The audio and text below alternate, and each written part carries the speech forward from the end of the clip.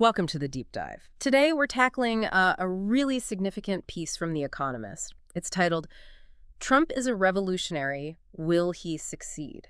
And this isn't just about the day-to-day headlines. We really want to get under the skin of the arguments here about the potential direction of a second Trump term. Exactly. Think of this as your way to sort of quickly grasp the deeper stuff without wading through everything. Yeah, we've got this one key article, and our job really is to break down its main claims. We want to get a clear picture of this revolutionary project it talks about. What is it, how it might work? Right, what the methods are, and crucially, what might help it succeed or, actually stop it. Okay, so let's jump right in. This idea of a revolutionary project. The Economist makes a huge claim, doesn't it? Saying the first few months could be the most consequential this century, maybe even since FDR.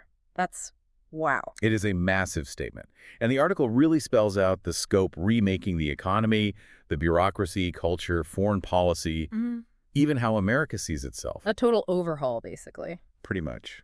And it notes this reported 90% approval among Republicans, suggesting, well, not much internal pushback within the party, at least on the surface. Right. So if that's the goal, how are they supposedly going about it? What's the strategy described?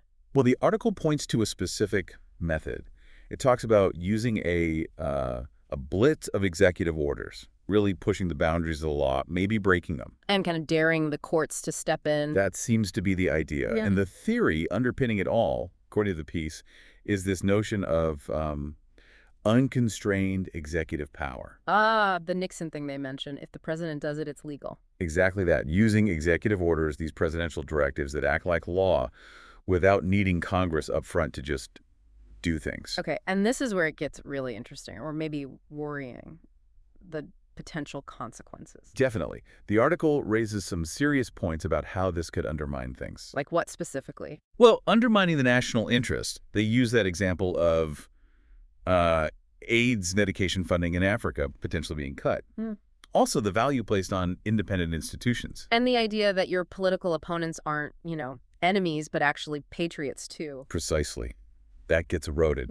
And, kind of surprisingly, they even suggest it could hit faith in the U.S. dollar. The dollar? How so? Through concerns about instability, maybe incompetent policy, large deficits, things that make international investors nervous. Okay, so this whole approach, this very broad view of presidential power without the usual checks, it naturally leads to that big question. Totalitarianism. Yeah. The article goes there. It talks about how some in the Magyar movement admire Hungary under Viktor Orban. Specifically citing the control gained over courts, universities, the media there. And the article suggests America isn't immune, that there are vulnerabilities. It does. It points out how Congress itself has created exceptions to normal rules, things that a president can activate just by declaring an emergency. And the suggestion is these would be used fully. That's the implication. They even bring up the president of El Salvador locking people up without trial as a sort of extreme example of where that path could lead. But it's not just the formal legal stuff, right? The article also hits on the less formal checks, like the media. Correct. It's not about direct state control, maybe, but intimidating owners, plus the way the media is so fragmented now. It weakens its power to act as a check. Yeah, its collective ability to push back is diminished. Then there's Congress. The article describes it as, well, somewhat supine, partly because many Republicans feel they owe their jobs to Trump's base. So less likely to challenge the executive and the courts. That's a big uncertainty. Two worries mentioned. One, the administration might just defy court rulings it doesn't like. Or, maybe more subtly, the Supreme Court might try to avoid confrontation by sort of preemptively siding with the White House. But it's not all doom and gloom in the article, is it? It does talk about resistance, forces pushing back. Absolutely. That's a really crucial part of the analysis. The argument is that the very extremity of the project could actually stir up powerful opposition. Okay, who or what are these forces? First one they mention is maybe a bit unexpected. Investors. Bond and stock markets. Really? Investors? You don't normally think of Wall Street as a political break. Not usually, no.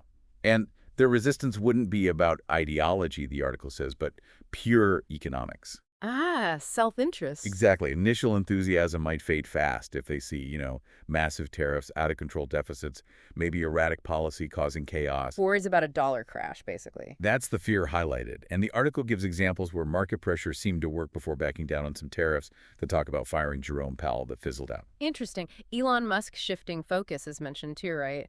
And maybe wanting an off-ramp for the China trade war. Yeah, hints like that suggest market reality can bite. Okay, so markets are one potential check. What about, well, us, the voters? Voters are definitely presented as another key resistance force. The piece acknowledges successes, like on immigration control. Good. But it also points to falling national approval ratings, supposedly hitting new lows for annoyance, even beating his first-term record on that front. Wow. And the swing states? The modeling data cited suggests approval is now below 50% in every swing state he won back in November. That's significant. And the argument is that most Americans just don't want a revolution. That's the core idea. People might like the sound of bringing manufacturing home, but maybe not the factory jobs themselves or the higher prices. Fair trade sounds good, but not if it means chaos and inflation. Makes sense. And the article hammers home that point about a narrow win not being a mandate for, For ruling by diktat, Okay. or doing extreme things like shutting agencies without Congress, or that example of suspending habeas corpus. Basic stuff. So if voters get unhappy, that could eventually influence Congress. That's the connection. Bad polls can change political calculations, even for those who feel loyal. Plus, the American system itself, it's federal, lots of power centers. It's not hungry. And the numbers in Congress right now. Republicans have a very thin House majority. Remember how tight that budget framework vote was? True. And the betting markets, mentioned in the piece, give Democrats like an over 80% chance of taking the House next year. That would really frustrate the agenda. Even with executive orders. It makes everything harder. Plus, in the Senate, they're 7 votes short of breaking a filibuster on most things. That's a big hurdle. Okay, markets, voters, Congress, and the courts again. Yep, the courts. Slow? Maybe, but potentially very impactful. They mentioned that Supreme Court ruling, the one about deportation. Yeah, the unanimous ruling against wrongful deportation to El Salvador, seen as the court standing its ground. And the point is, courts have less to fear defying an unpopular president. Makes sense. So the article lists potential legal fights ahead. Yeah. Tariffs, the power to fire officials or close agencies without Congress, using emergency laws like the Alien Enemies Act. And if the administration loses those cases... It really damages that whole theory of sweeping executive power they seem to be relying on. It discredits it. So, okay, lots of potential checks. But even if the revolution, as the article calls it, gets stalled, there's still damage done. That's the sobering takeaway, yeah. Even in the best-case scenario for stopping the most extreme stuff, the argument is that harm has already been done to institutions, alliances, America's moral standing. And there's a warning about what happens if the revolution is thwarted. Yes. A real concern that if Trump feels blocked by investors, voters, courts, whoever, he might lash out even more fiercely. How? The article floats the idea of using a politicized Justice Department to go after opponents, stir up conflict, or maybe big alliance-wrecking moves abroad like the Greenland or Panama examples they threw out. Things to create chaos. Wow. So the final message from The Economist is pretty stark. No going back to 100 days ago. And that reminder. Only 1,361 days left. Yeah, puts a clock on it.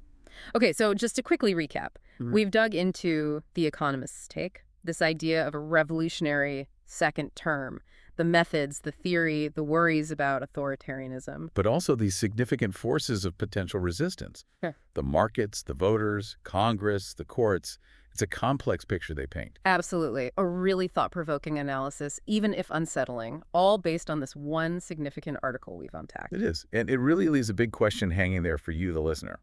Looking at all this, what do you think is the most likely path forward now? Yeah, how much impact will those resistance forces actually have? And what are the long-term consequences going to be for American institutions and its place in the world? Definitely something to chew on. A lot to consider.